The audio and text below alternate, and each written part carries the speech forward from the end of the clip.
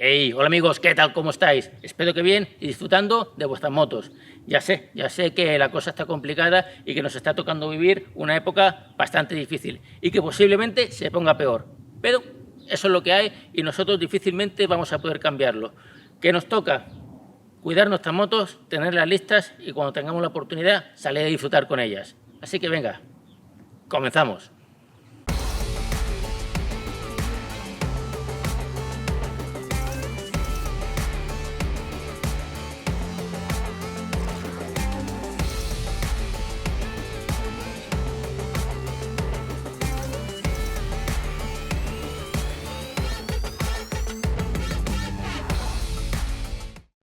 Este es un episodio un poquito especial, porque en estos días el canal cumple su tercer año.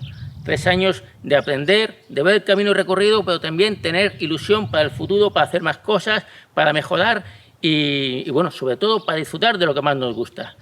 Por eso he querido hacer este vídeo, porque cuando uno empieza es muy fácil cometer errores que te cuestan el dinero y que serían muy fáciles de solucionar si alguien te aconsejase. Así que bueno, si os gusta grabar vuestros vídeos para subirlos a YouTube o bien para tenerlos para vosotros mismos y disfrutar de vuestras motos, no os perdáis este vídeo porque esta serie de consejos, mejor dicho, os puede ahorrar bastante dinero y también algún que otro disgusto.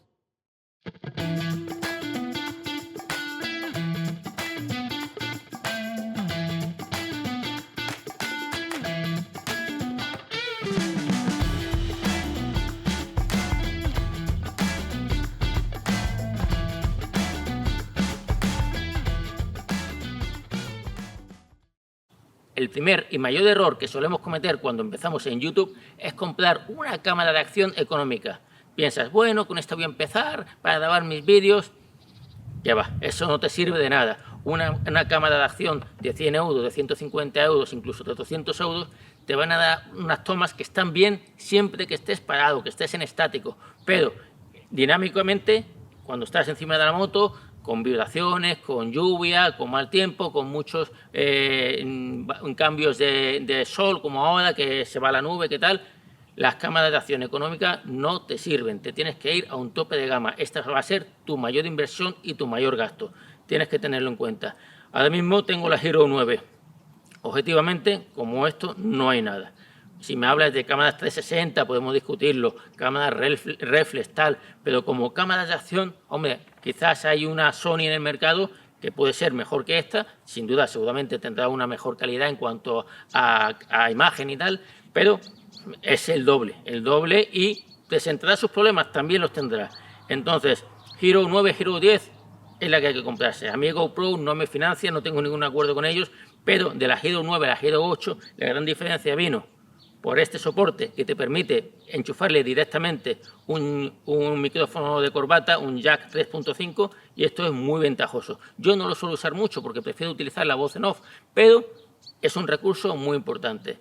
Así que, bueno, sigo usando esta otra cámara que la compré hace más tiempo, la Garmin Ultra 30, pero Garmin no se dedica específicamente a hacer cámaras, que es el gran problema. Excepto GoPro, todos los demás hacen un poquito de todo. Insta360 y GoPro creo que son las únicas marcas que hacen solo cámaras. Y eso marca la diferencia, porque viven de hacer cámaras. Garmin no vive de hacer cámaras, entonces las actualizaciones, las mejoras, llegan muy pocas o ni llegan.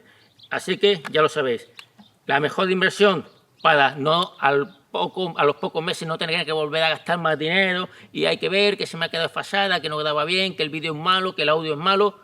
Vete a GoPro, quizá no sea perfecta, pero es lo mejor del mercado.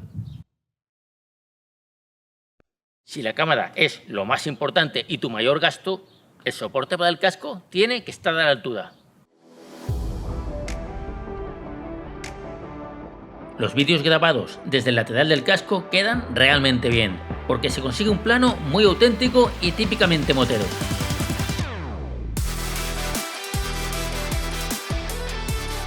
Aunque este punto de vista presenta varios problemas. Uno de ellos es que deja un gran ángulo ciego en el otro lado del casco. Si te gusta este tipo de tomas laterales y quieres montarle un soporte adhesivo al casco, cómpralo de Garmin o de GoPro. Fuera de esto, te estás arriesgando a perder tu cámara.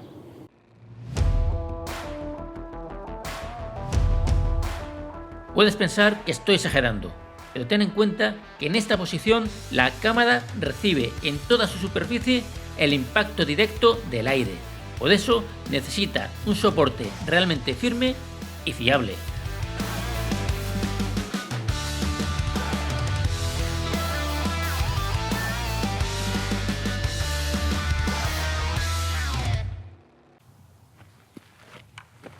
Los soportes de correa como este presentan grandes ventajas porque son económicos, seguros y fáciles de montar en cualquier casco y se pueden intercambiar con mucha comodidad. Esto está bien porque, por ejemplo, en mi caso uso varios cascos diferentes y esto de estar pegando siempre adhesivos de máxima calidad te cuesta un pico. Estos soportes son realmente fiables.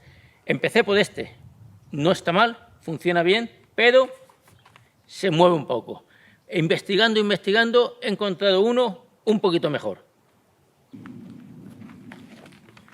Este soporte podríamos decir que es la evolución.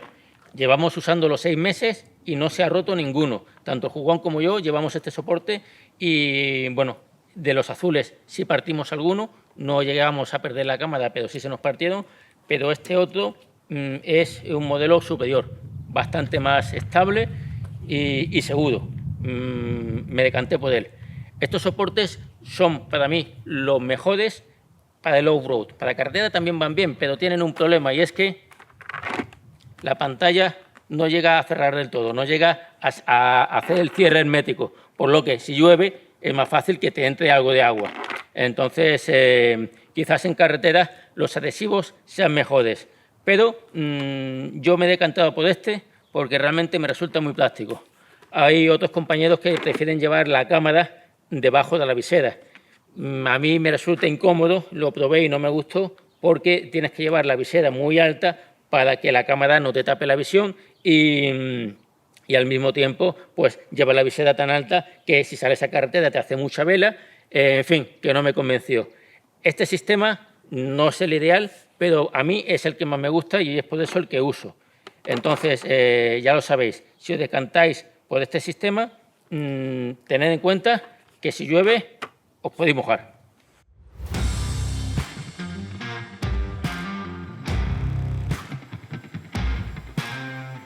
Un trípode pequeño te salva de un apuro, pero la realidad es que los planos te van a quedar muy bajos.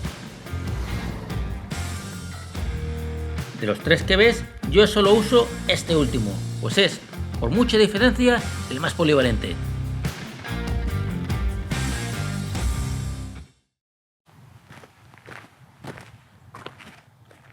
Uno de los grandes problemas que nos vamos a encontrar cuando compremos un trípode es que por lo general siempre buscamos el más compacto, el más pequeño para transportarlo en la moto. Esto, claro, es muy ventajoso, pero a la hora de grabar nos encontramos con la realidad y es que las tomas siempre quedan muy bajas. Para mí, por mi experiencia, lo fundamental que el trípode alcance mínimo una altura de 1,50 m, 1,60 m. En ese margen está estupendo. Aquí está, bueno, está un poquito desnivelado, pero aún así, mira, más o menos a la altura del cuello, eso está bien, porque siempre vas a conseguir una perspectiva hacia adelante muy natural, como si fuese otra persona que te grabase, y además, cuando quieras grabar hacia abajo, lo puedes hacer sin problema, pues para hacer un tutorial o cualquier cosa así. Así que ya sabéis, tenemos que buscar trípodes económicos, con poco peso, compacto, pero que de altura sea la suficiente para poder grabar de todas las maneras necesarias. Tan harto estaba de los trípodes pequeños que acabé comprando este otro. El caso es que para grabar en un estudio no está mal, pero para llevarlo en la moto, ya lo veis, es un auténtico tostón.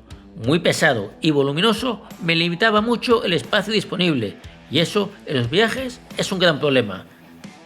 Afortunadamente encontré el sustituto perfecto.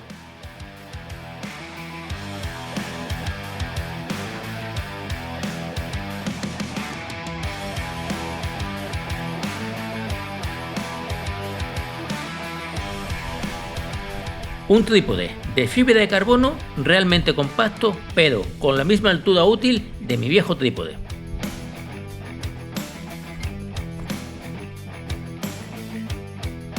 Este me ha acompañado en bastantes viajes, pero ya hace tiempo que no lo sacaba de casa, porque en cuanto lo mueves, Mira lo que pasa.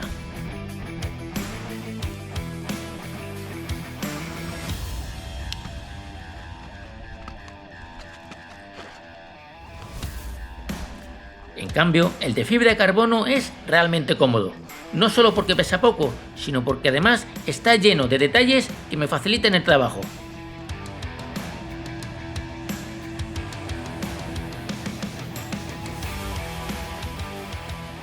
Lograr encontrar la cámara más adecuada, los mejores soportes para el casco y este trípode que reúne todas las características que buscaba ha sido gracias a equivocarme mucho. Por eso sé que son un acierto. Pero tú lo vas a tener mucho más fácil, porque si te interesan puedes encontrar los enlaces de todos ellos en la descripción del vídeo. Esto de los vídeos es un mundo aparte. Podríamos hablar de muchísimas más cosas. Filtros solares para las cámaras, este es un aspecto realmente importante con el que se consigue imágenes de mucha más calidad. Drones, a mí me gustan mucho. Ordenadores, cuando quieres hacer ediciones potentes necesitas un PC o un Mac muy potente. En fin, es un auténtico universo aparte del que, bueno, tendremos que hacer otro canal. Y como ya creo que hay canales que tratan estos temas bastante bien, yo no me quiero salir de la línea del mundo de las motos. Pero bueno, si hay algún compañero que está interesado y cree que yo le puedo ayudar, que lo comente y trataremos de desarrollar lo que él necesite de la mejor manera posible. Por otro lado, creo que estos 3 puntos que hemos comentado hoy son fundamentales y los más importantes para empezar en el mundo de YouTube y con tus vídeos de motos de la mejor manera posible. Así que bueno, ¿qué os voy a decir? Muchas gracias por vuestro apoyo y nos vemos en el próximo episodio. ¿Pero esto qué es? ¿El jugón con moto nueva? ¡Buah! Esto habrá que verlo más de cerca. Vamos a darle gas.